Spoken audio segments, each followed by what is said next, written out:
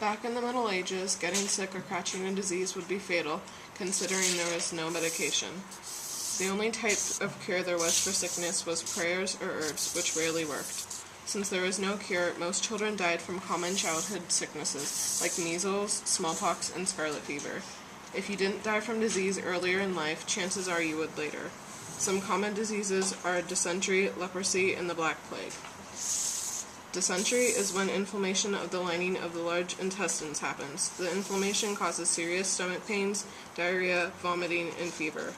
People caught dysentery by consuming food or water that has the bacteria in it or by coming in contact with feces.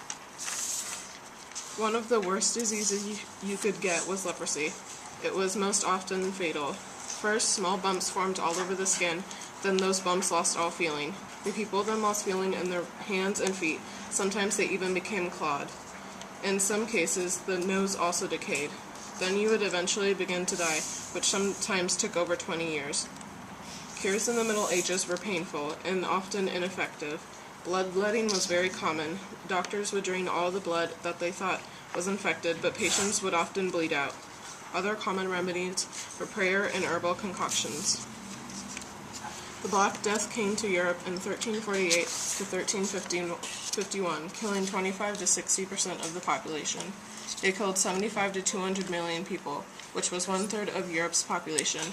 The Black Plague was carried from China from ships. The bacteria was carried in a flea on rats. The symptoms were tumors on the armpits, and skin and flesh would die. The person who had been infected with the plague would slowly die 2 to 7 days after. There are two versions of the plague. The bubonic plague, which your lungs would slowly liquefy and you would cough them up and die. And the next is the septicemic, which basically means you bleed out to death in every part at the same time.